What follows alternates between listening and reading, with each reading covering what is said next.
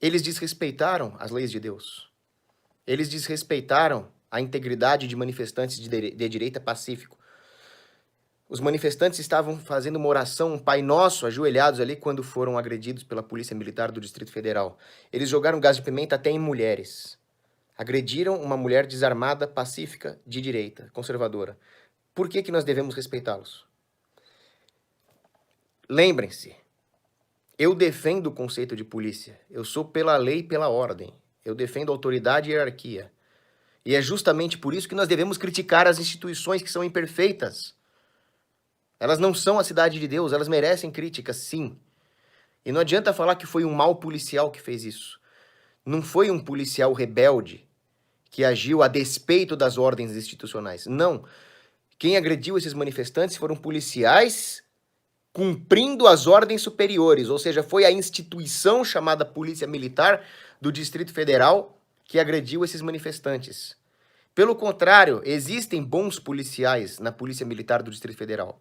Eu conversei com alguns que estão do nosso lado, que estão contra os ditadores da esquerda impondo a quarentena, que estão apoiando o presidente Jair Bolsonaro, que está defendendo a nossa liberdade.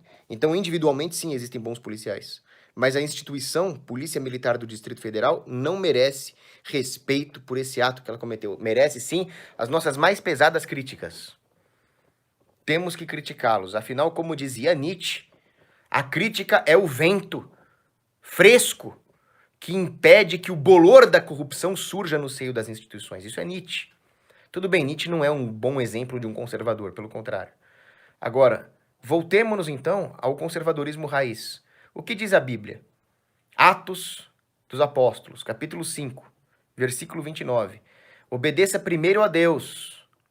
Obedeça a Deus antes de obedecer aos homens. Ora, se o governo te dá uma ordem justa, não obedeça. As Forças Armadas e as Forças Policiais agem assim. Elas não podem, em hipótese alguma, obedecer leis injustas. O governador, o presidente, o Congresso, o STF, te deu uma ordem injusta, não é para obedecer. Imagina se a ordem fosse atirar nos manifestantes de direita pacíficos. Você não vai atirar.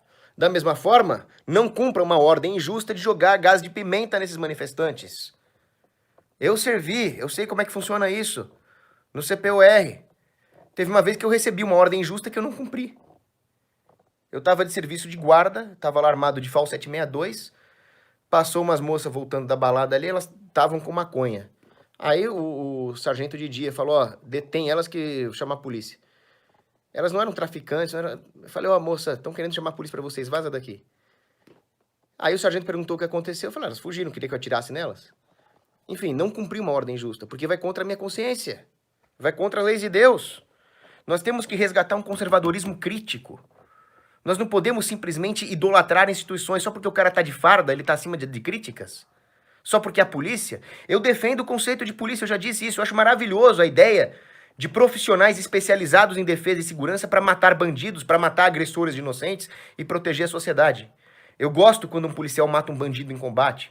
Eu defendo que esses policiais honestos, trabalhadores que arriscam a vida para defender a sociedade contra bandidos, sejam reconhecidos como heróis e sejam protegidos contra leis que priorizam o bandido. Agora, a hora que esses policiais começam a atuar contra o cidadão de bem, obedecendo ordens injustas, ordens antiéticas, e por que não dizer ordens criminosas, de governadores inescrupulosos, esquerdistas que estão aparelhando as nossas instituições, essa instituição policial tem que ser pesada e duramente criticada. Esse conservadorismo crítico que eu quero resgatar é mais ou menos a ideia de um grande livro do conservador Otto Maria Carpo, Caminhos para Roma. Ele critica a modernidade, as artes, o esgarçamento entre fé e moral na sociedade, dizendo que nós não podemos separar nenhuma dessas dimensões humanas da dimensão religiosa. Por isso que o livro se chama Caminhos para Roma.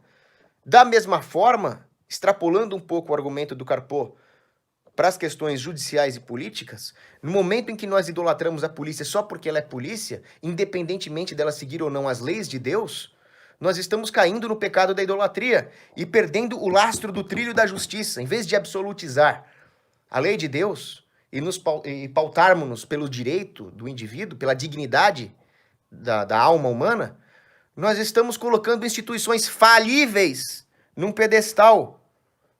A ideia de juiz também é boa. Vou dar um outro exemplo para vocês. Um juiz. É bom que tenha juízes. Agora, você não vai respeitar o cara só porque ele tá de toga. Vide os desmandos arbitrários, ilegais do STF. O que você acha daqueles 11 sujeitos que estão ali, de toga? Você vai respeitar só porque eles têm uma toga? Você acha que o STF é uma instituição respeitável? Da mesma forma, é bom que tenha gente fardada para combater o crime. Agora, você não pode respeitar alguém só porque usa farda.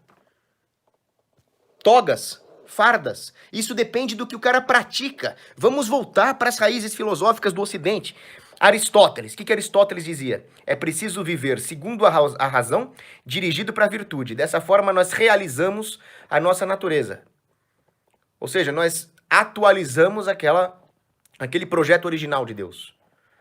Você só vai ser um homem pleno se você agir como homem, mediante o uso da razão, dirigido a uma vida virtuosa. Isso é Aristóteles. Da mesma forma, o que é o conceito de polícia? O que é o universal polícia? É uma instituição que defende os inocentes. Você realmente se plenifica na sua natureza de polícia se você agir como tal. O operar segue o ser, São Tomás de Aquino. Se você age contrariamente a isso, você não está agindo como polícia, como aquele conceito universal a ser respeitado. E caso alguém diga que você deve ser respeitado só porque é polícia, está sendo um nominalista. Está negando o universal polícia. Existe uma entrevista de um policial americano chamado Don Dewar. Esse sujeito se recusou a desarmar o povo. O governo lá de, se não me engano, é Nova York. Não, desculpa, ele está em Maryland. O governador, o presidente, o governo federal mandou desarmar a população. Ele falou, não vou desarmar. Foi genial. Ele disse, por quê? Porque a função da polícia é servir de obstáculo para a tirania do governo. É se contrapor entre esse governo civil injusto e as leis naturais que preconizam o direito do cidadão se armar. Esse homem é um bom policial. Ele entendeu para que serve polícia. Ele entendeu o conceito universal de polícia. Se ele desarmasse o povo, ele já não seria mais esse conceito universal de polícia. Ele seria um bandido fardado se ele desarmasse o povo. E eu posso citar um monte de bandidos fardados para vocês. Várias instituições policiais que não só devem ser desrespeitadas, como devem ser combatidas. Por exemplo, a Gestapo, que prendia judeu, era uma polícia. A NKVD do Stalin também. A Tcheca do Lenin também. A Stasi da Alemanha Oriental também. A Securitate do Ceausescu também. A Guarda Pretoriana de Roma, que mandou prender o apóstolo Paulo e que perseguia cristãos, também. Tudo isso que eu falei aqui é polícia. O Solzhenitsyn foi preso por uma força policial da KGB.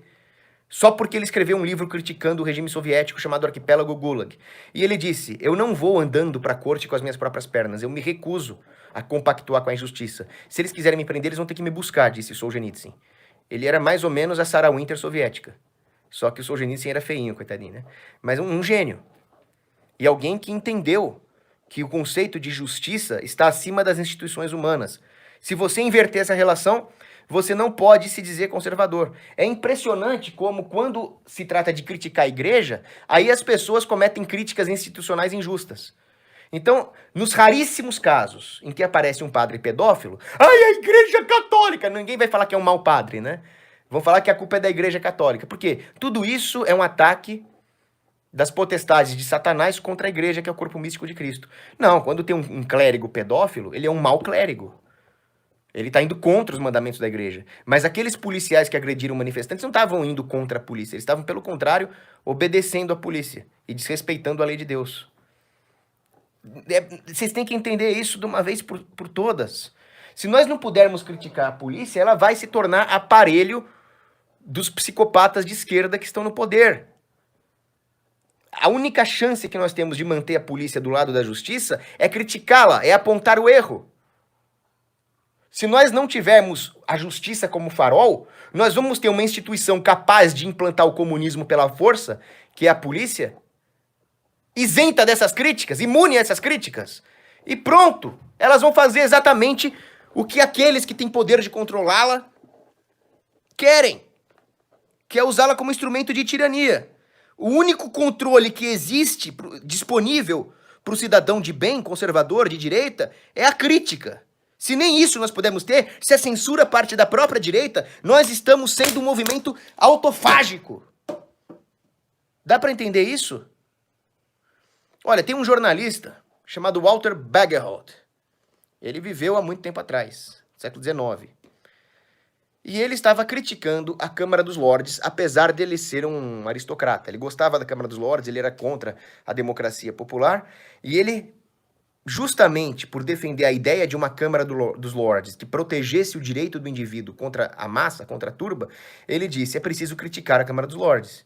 É preciso parar de idolatrar a Câmara dos Lordes. E a melhor maneira de fazer isso é olhar lá dentro o que está acontecendo.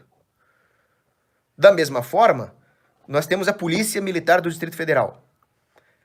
Para de idolatrá-los e olha o que está acontecendo. O que está acontecendo é esses policiais jogando spray de pimenta na cara de uma mulher inocente, pacífica, desarmada, que estava fazendo uma oração, um Pai Nosso, pedindo o fim do comunismo no Brasil. Então, pronto, olha o que está acontecendo e para de idolatria.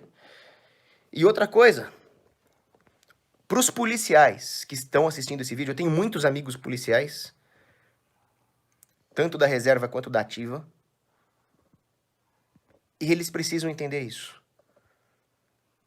Quando eles obedecem a ordem de um porcariazinho, de um governador civil da esquerda, eles estão se desrespeitando mais do que qualquer crítico. Mais do que qualquer crítica à polícia.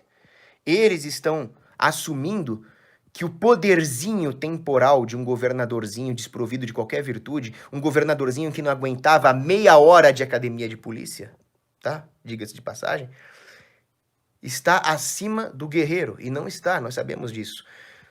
Os homens e mulheres de farda armados precisam entender que existe um código de honra guerreiro que une todos os combatentes bem-intencionados do mundo acima de qualquer instituiçãozinha de Estado moderno, de democracia, dessas porcarias. Existe um código de cavalaria que vem desde a Idade Média. É só você ler os livros arturianos, por exemplo, John Steinbeck. John Steinbeck, que foi um grande escritor e que muito contribuiu para a resistência norueguesa contra o nazismo, disse: praticamente todo o meu amor pelo oprimido e ódio contra o opressor vem das minhas leituras das lendas arturianas, de Thomas Malory, por exemplo, A Morte do Rei Arthur. Esse conceito de um código guerreiro que une todos os homens e mulheres de farda na defesa da justiça contra a tirania tem que estar acima de qualquer coisa que o Estado moderno inventar. Não exijam respeito. Não exijam gratidão. Exijam apenas de vocês mesmos, viu, senhores policiais? Fazer o certo. E, se for necessário, desobedecer às ordens injustas. Ah, mas isso vai me levar para a cadeia, ou eu vou perder meu emprego, ou eu vou ser fuzilado. Bom, você deve estar ciente de que você escolheu uma profissão perigosa. Você, como policial, pode morrer trocando tiro com vagabundo, ou você pode ter que chegar num dilema moral e escolher a justiça, mesmo que isso te custe a farda, mesmo que isso te custe a liberdade, ou até a vida. E se o comunismo for implantado no Brasil, vai começar a custar a vida. Então é melhor vocês começarem a se rebelar contra o comunismo, contra a esquerdice, já. Não exijam respeito.